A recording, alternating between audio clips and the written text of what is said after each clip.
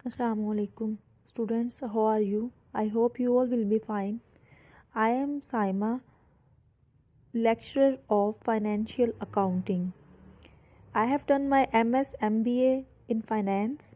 Currently I am doing job as accounts manager in a spices firm.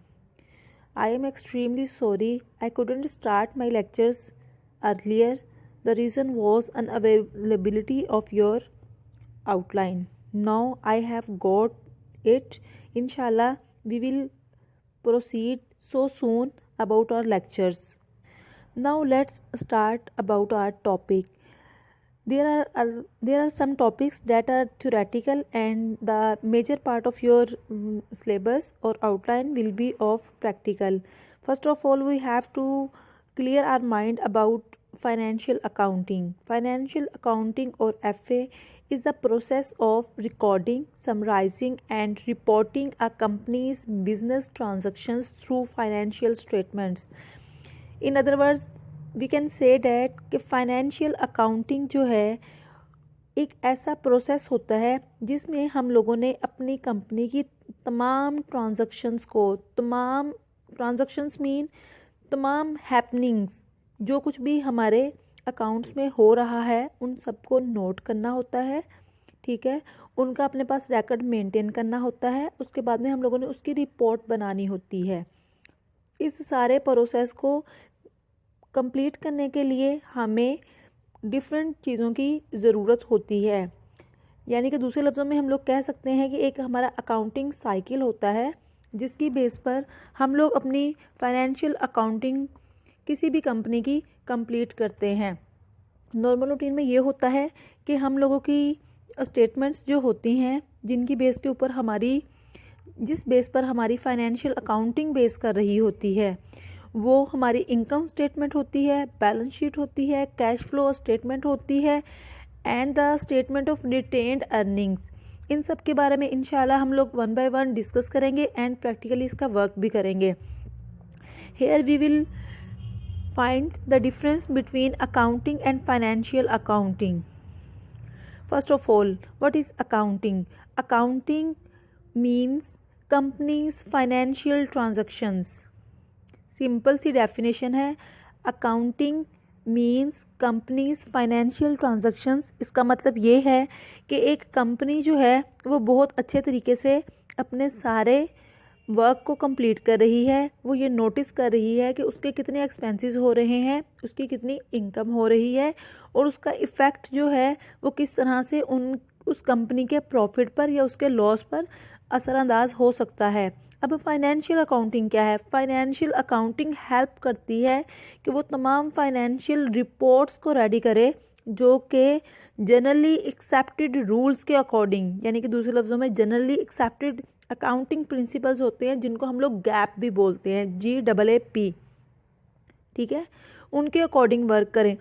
इस gap का मतलब क्या है, ये टर्म किस लिए यूज़ होती है? गैप से मुराद ये है कि आपने कोई भी अकाउंटिंग्स के रूल्स होते हैं, आप अपनी मर्ज़ी से अपना लॉस अपना प्रॉफिट नहीं शो कर सकते। आपने कुछ टर्म्स एंड कंडीशंस को फॉलो करना होता है, उसके बाद ही आप लोग देख सकते हो कि आपकी कंपनी की फाइनेंशियल पोजीशन कैसी है। ठीक है, इसको हम लोग बोलते हैं गैप। गैप का मतलब यही है कि आपने एक्यूरेट प्रिंसिपल्स को अपने सामने रखना है और किसी भी कंपनी की फाइनेंशियल पोजीशन को जानने के लिए, फाइनेंशियल कंडीशन को जानने के लिए आप लोगों ने इन रूल्स को फॉलो करते हुए वर्किंग करनी है। अच्छा जी, अब बात आती है कि हमारी फाइनेंशियल स्टेटमेंट्स 4 टाइप्स की होती हैं। सबसे पहले हम लोग बात करते हैं इनकम स्टेटमेंट की। कोई भी कंपनी जो है वो हमेशा अपनी इनकम स्टेटमेंट के लिए at the end of the year, ठीक है, ये चेक करती है कि कितना प्रॉफिट उसने अर्न किया है, ठीक है, या दूसरे लफ्ज़ों में कितने उसके एक्सपेंसेस हुए हैं और उसको क्या एट द एंड गेन हुआ है या लॉस हुआ है। सिंपली हम लोग क्या करते हैं, कंपनी ने जितना कमाया होता है उसमें से हम लोग माइनस कर देते हैं टोटल एक्सपेंसेस को जो कि throughout the year company ने बियर किए होते हैं। In other words we can say that income statement is equal to company's total revenue, revenue का मतलब है यहाँ पर इनकम, ठीक है, माइनस इट्स टोटल एक्सपेंसेस जो कि उसने थ्रू आउट द ईयर किए हैं। नेक्स्ट बात करते हैं हम लोग बैलेंस शीट की। बैलेंस शीट जो है वो बताती है कि कंपनी के पास कितना एसेट मौजूद है, कंपनी के पास कितना सरमाया मौजूद है और उसने बदले में लोगों को कितना पे करना है, ठीक है। दूसरे लफ्ज़ों में a simple way to define your assets as well as your liabilities. Next हम लोग बात करते हैं कि हमारे एसेट्स कौन कौन से हो सकते हैं।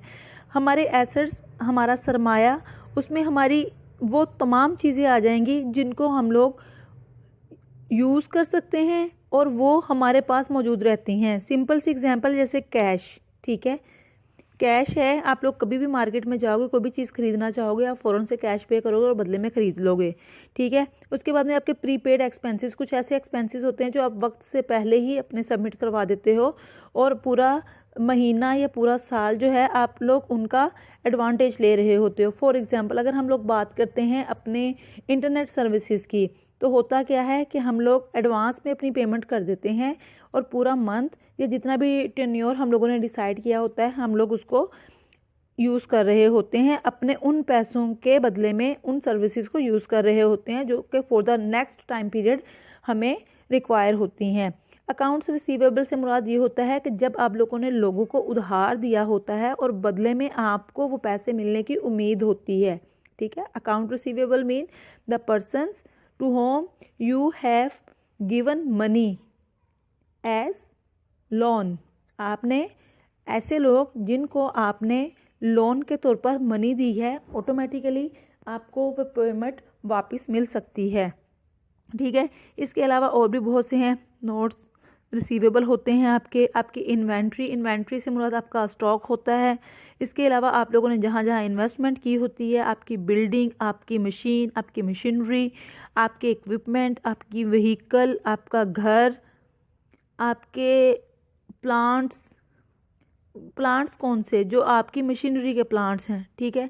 इसके अलावा आप लोगों के पेटेंट्स से क्या मुराद है, जैसे आप लोगों ने देखा है कि कुछ कंपनीज जो हैं, बहुत सी ऐसी कंपनीज हैं जिन्होंने अपने लोगों को, अपने नाम को रजिस्टर्ड किया होता है, वो पेटेंट होती हैं, ठीक है।